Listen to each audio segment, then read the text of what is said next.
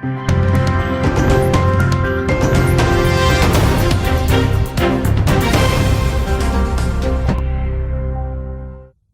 और जनकपुर के बीच बक्सर से श्री राम का जुड़ाव अध्यात्म में अलग है।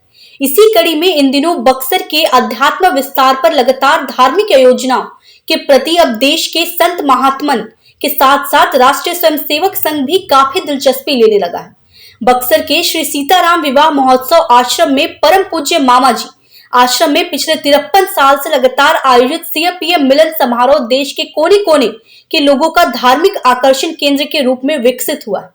बक्सर में एक दिवसीय दौरे पर बक्सर पहुंचे आरएसएस प्रमुख मोहन भागवत ने श्री सीताराम विवाह महोत्सव में शामिल हुए, जहां उन्होंने विवाह के फुलवारी कार्यक्रम को देखा। इसके बाद उन्होंने कार्यक्रम को संबोधित करने के दौरान कहा कि भारत गिरते हुए को बचाता है। भारत इसलिए बड़ा है क्योंकि आत्मा ही नहीं भारत माता है। इसके अलावा उन्होंने देवता और दानव के बीच कथा का सारांश सुनाया।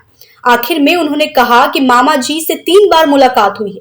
तीसरी बार उन्होंने मुझे बक्सर आने का न्योता दिया, लेकिन मेरा सौभाग्य नहीं हुआ कि मैं उस समय आऊं। तब तक मामा जी का स्वर्गवास हो गया। मैं उनको अपने उन आंखों से देखता हूं जिसे मुझे देखना चाहिए। लगभग 5 घंटे का समय व्यतीत कर संघ प्रमुख ने बक्सर ही नहीं, बिहार के अलग अलग हिस्सों से जुड़े संघ के लोगों से भी मुलाकात कर गंगा समग्र विश्व हिंदू परिषद और भाजपा के स्थानीय स्तर पर सक्रिय लोगों से आत्मीय मुलाकात कर धर्म की नगरी बक्सर में धर्म प्रचार प्रसार के कई टिप्स भी दिए। बताते चले कि धर्म आध्यात्म की नगरी बक्सर में इन दिनों राजनीतिक सरगर्मी भारतीय जनता पार्टी और राष्ट्रीय स्वयंसेवक संघ की काफी बढ़ी हुई है।